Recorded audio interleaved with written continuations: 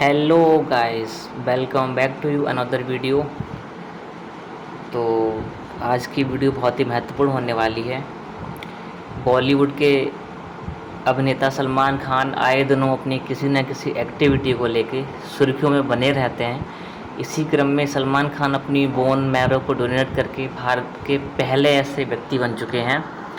तो आइए समझते हैं कि आखिर बोन मैरो क्या होता है, इसका डोनेशन कैसे किया जाता है और सलमान खान ने इसका डोनेशन किसके लिए किया था।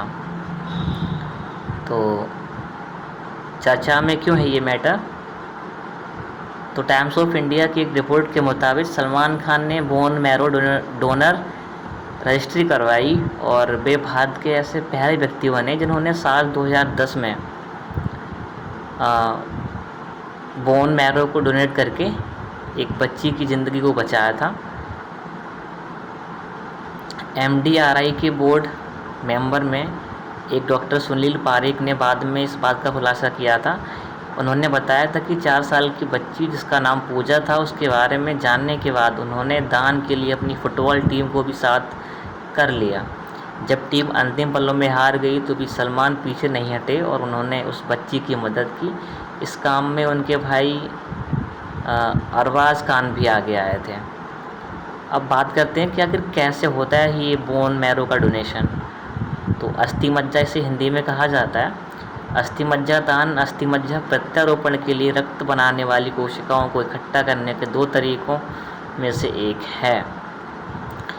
अस्थि मज्जा दान एक सल्क प्रक्रिया है जो अस्पताल के ऑपरेटिंग रूम में होती है और डॉक्टर आपकी सीढ़ी की हड्डी के पीछे दोनों तरफ से तरल मज्जा को निकालने के लिए सुइयों का उपयोग करते हैं। आपको एनेस्थीसिया दिया जाएगा और दान के दौरान आपको कोई दर्द महसूस नहीं होगा। तो बोन मैरो का डोनेशन किया जाता है, उसमें जो डोनर होता है उसको किसी भी तरीके की कोई पीड़ा नहीं पहुंचती है। ये एनेस्थीसिया का यूज़ किया जाता है और आपको दर्द से राहत दिलाने के लिए जो एनेस्थीसिया का यूज़ किया जाता है, इसमें डोनर को किसी भी प्रकार की कोई पीड़ा नहीं होती है। दान के बाद आपके तरल मज्जा को प्रत्यारोपण के लिए रोगी के स्थान पर ले जाया जाता है और पॉल अस्थि मज्जा दाता अस्थि मज्जा दान के साथ अपने अनुभव के बारे में बताते हैं। आमतौर पर अस्थि मज्जा दान के लिए अस्पताल में सुबह से लेकर देर दोपहर तक या कभी कभी निरीक्षण के लिए रात भर रहना पड़ता है। तो दान ऐसे अस्पताल में किया जाएगा जो अनुभवी हों और NMDP के लिए अस्थि मज्जा संग्रह में भाग लेता हो। तो ऐसा नहीं है कि आप इसे किसी भी अस्पताल में जाके डोनेट कर सकते हैं। ये सिर्फ वहीं डोनेट किया जा सकता है जहां जो स्टाफ है वो अनुभवी हो और NMDP के लिए जो अस्थि मज्जा संग्रह में भाग लेता हो, मतलब कि उन्होंने पहले भी अस्थि मज्जा का जो सफलतापूर्वक ऑपरेशन होता है उसे सक्सेस किया हो। कौन कर सकता है इसका जो डोनेट है, वो कौन कर सकता है। तो बोन मैरो ट्रांसप्लांट के लिए यह अति आवश्यक है कि रोगी का बोन मैरो डोनर के बोन मैरो से मेल खाता हो। ये इम्पोर्टेंट पॉइंट है।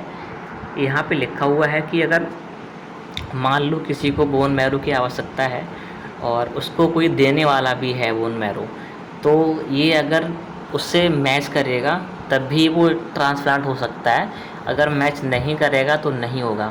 लेकिन बोन मैरो की एक ख़ास बात ये होती है कि जो सगे संबंधी होते हैं, भाई बहन, उनसे भी लगभग ये मैच कम ही खाता है। लगभग 25% ही संभावना होती है कि अपनी सगे बहन भाइयों से मैच खाए। तो पॉइंट था हमारा कि बोन मैरो ट्रांसप्लांट के लिए अति आवश्यक है कि रोगी का बोन मैरो डोनर के बोन मैरो से मेल खाता हो। साथ ही ह्यूमन ल्यूकोसाइट एंटीजन यानी HLA का मैच होना भी आवश्यक है। HLA के समान होने की संभावना अपने सगे भाई बहन में लगभग 25%, जबकि माता पिता में मात्र 1 से 3% होती है। जब HMLA 100% मैच कर जाता है तो डॉक्टर इसके ट्रांसप्लांट की तैयारी करते हैं। जब तक ये दोस्तों 100% मैच नहीं करता तब तक ट्रांसप्लांट नहीं होता है। जब ये 100% मैच कर जाता है डॉक्टर तभी ट्रांसप्लांट करते हैं। तो किन रोगों में होता है ट्रांसप्लांट, उसको भी समझ लेते हैं। तो सारे आवश्यक जांच के बाद जिन बच्चों या रोगियों का बोन मैरो डिफेक्टिव होता है, जैसे कि थैलेसीमिया, सिकल सेल एनीमिया, ल्यूकेसिया आदि से पीड़ित रोगियों की स्थिति में उसे डॉक्टर अपने अस्पताल के बोन मैरो यूनिट में भर्ती करते हैं। फिर 7 से 10 दिनों तक कीमो के द्वारा रोगी का बोन मैरो नष्ट किया जाता है। ये कीमो आईओ के माध्यम से किया जाता है। फिर डोनर से लिए गए 350 ml बोन मैरो को आईवी के माध्यम से रोगी के शरीर में ब्लड की तरह चढ़ा दिया जाता है। यह प्रक्रिया कोई सर्जरी ना होकर एक आम प्रक्रिया है। ये दोस्तों कोई किसी भी प्रकार की कोई सर्जरी नहीं है। अगर आप सोचते हैं कि ट्रांसप्लांट होता है तो किसी प्रकार की सर्जरी या ऑपरेशन की आवश्यकता पड़ती होगी, ये एक आम प्रक्रिया है और आसानी से ये डोनेट हो जाता है। आगे बढ़ते हैं। बोन मैरो ट्रांसप्लांट कब किया जाता है? तो बोन मैरो ट्रांसप्लांट यदि कम उम्र में यानी 10-12 वर्षों तक ही उम्र तक कर दिया जाता है तो इसके सफल होने की संभावना काफ़ी अधिक यानी 95% तक होती है। ये बोन ट्रांसप्लांट है, ये कम ही उम्र तक ही मतलब किया जाना चाहिए वैसे, क्योंकि जब कम उम्र में होगा तो उसके सफल होने की जो संभावना है वो काफ़ी तीव्र होती है। इन्हीं वजहों से डॉक्टर 2 से 10 वर्ष की उम्र में ही उन बच्चों में बोन मैरो ट्रांसप्लांट करा लेने की सलाह देते हैं जो थैलेसीमिया, सिकल सेल एनीमिया जैसी बीमारियों से ग्रसित होते हैं। पर ल्यूकेमिया या एप्लास्टिक एनीमिया की स्थिति में जैसे ही डॉक्टरों को बीमारी का पता चलता है वे तत्काल ही बोन मैरो ट्रांसप्लांट की प्रक्रिया शुरू कर देते हैं। अस्थिमज्जा दान से संभावित दुष्प्रभाव और रिकवरी। आप जानते हैं कि जो डोनर है, अगर किसी ने बोन मैरो का डोनेट किया है तो वो उसके संभावित क्या क्या उसके दुष्प्रभाव हो सकते हैं और लगभग रिकवरी होने में कितना समय लग सकता है। तो अगर किसी ने बोन मैरो का डोनेशन किया है तो सामान्य दुष्प्रभाव लगभग 2 दिन बाद देखे गए हैं। डोनर है, मान लो उसने कोई डोनेशन किया है तो उसके अगर कोई साइड इफ़ेक्ट होगा तो वो 2 दिन के बाद होगा।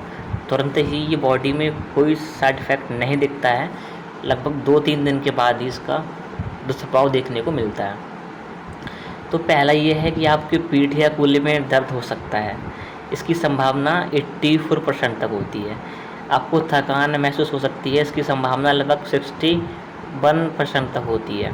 आपके गले में दर्द हो सकता है, आपकी मांसपेशियों में दर्द हो सकता है, आपको नींद आने में कमी हो सकती है, सिर में भी दर्द हो सकता है, चक्कर भी आ सकते हैं, आपको भूख का लगना है वो कम हो सकता है या मतली।